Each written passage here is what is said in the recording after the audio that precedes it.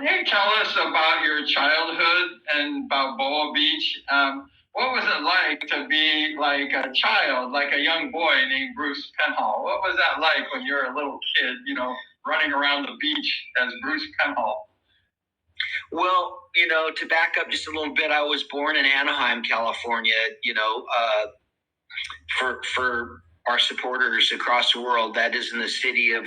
Hang on, come on, Bruno. Sorry, Bruno wants to say hi, you guys. There, that's Bruno. Hey, Bruno. He's my guard dog. He's a lap dog. So I actually grew up in Anaheim, California. My dad and my parents had a very good concrete cutting company, Penhall company back in the day.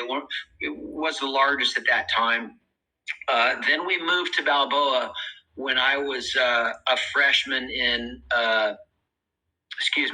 I was in 8th grade, so junior high school. I think I was about 13 years old. And, guys like Peter Collins and a few of the others stayed at our house down there. It was on the beach. And my mom and dad were really good to us. And, they were very, very strong about, if your grades start dropping, you're going to get motorcycles taken away from you. And so we always knew that. Not only myself, but my brother and sister. My sister wasn't racing, and my sister always had good grades. But, they said, we will support you. My dad always said, you know what? Have fun with motorcycle racing, because I don't think that it's something that you're going to make a great living at,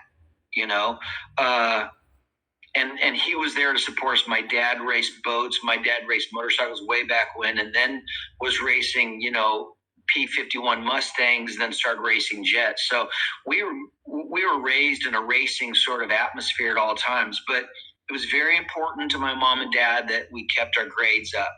And like I said, if our grades dropped a little bit, sorry, your motorcycle is going to get taken away from me for a while. So, but to grow up, on the beach in Balboa, right now, as old as I am, I look back and I was truly blessed. I mean, we sometimes take advantage of that a little bit and take it for granted until you actually have your own kids and, you are the dad and the parents and raising kids. And absolutely, it was just one of the best places anyone could ever grow up. And that was kind of the tough thing for me when I moved to England. I was away from the beach, and, I was away from the type of food that I grew up with. And so it was a culture shock to me. And of course, the weather, living in England, I think the first year that I was there, I think we had maybe 6 months of rain. We didn't have a lot of sunshine, and it wasn't the type of an atmosphere that you could wear shorts in. So, but you know what? I wasn't there for that. I was there to win races and to, concentrate on what my goals were. And if you wanted to become world champion, you had to race in Britain back in those days. That was the only place to be. And that's why all the best guys came from the British League. I mean, that was amazing, what you did, because you were a star in Southern California and all the racetracks. You were kind of like the white-collar glamour boy. You were the poster boy in Southern California, the sunshine, the beaches, the girls, the good weather. And then you went over to England where they had like the bad weather. I guess it's kind of like blue collar. These guys are like rough and tumble. They race in the cold. They're different than the Southern California riders. It's more like, blue collar, I guess would be the way I would want to describe it. And, you're a glamour boy, a white collar glamour boy. And then you went over to this blue collar place and cold. And I mean, you must have been greeted with a lot of negativity, maybe. I don't know. Well, when you first get over there, you certainly have to establish yourself. And just to kind of, to back up to what you said there, after the races, you go in and you shower, and I don't mean to sound creepy, but I can always remember like the Czechs, Volkov, Werner, the Werner brothers, and there was quite a list of others that used to race ice. And back in those days, they were told where and what to do. And of course, if you want to go race Speedway, you still have to race ice. Remember, those countries were behind the Iron Curtain during those times. And I can tell you that I used to see scars like 7, 9, 12 inches long on these guys' backs from getting eaten up by, one of the spiked wheels from racing in the ice, and they were very hardcore, very, very hardcore, a lot more so than I would say, obviously us Americans, because it was a little different.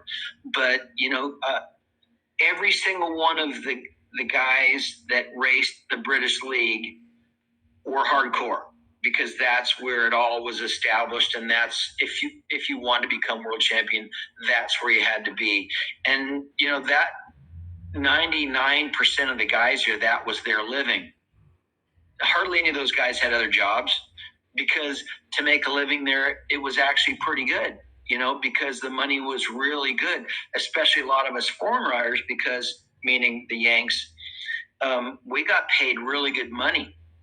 And then again, we were racing 150 nights out of the year, going to Germany on the weekends to race the long track or grass track, where it was really good money to show up, especially after you win a world championship. But, and I'm not kidding you, you have to establish yourself, and they're going to beat on you a little bit, but you know what?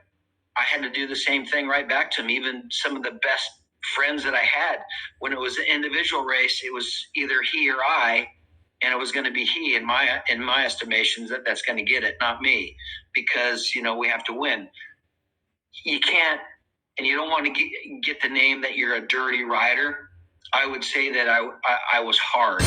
There was a few times that that I would probably go a little bit above and beyond me, meaning being a little bit tough, but we had to be. If you let them take advantage of you, they're going to do it every single race, and then mentally you're done. So it takes a lot. It takes a lot to overpower, and the risk is very, very high. The tracks back in those days, they didn't have any of the air fences. We were on, basically greyhound tracks, dog racing tracks. I remember in several tracks that had concrete walls, like the Sydney Showground in Australia. It was about as narrow as Costa Mesa's track. But you know what? That's what we had to deal with. And it wasn't just me. Every single rider had the same conditions. So you either deal with it or get the hell out.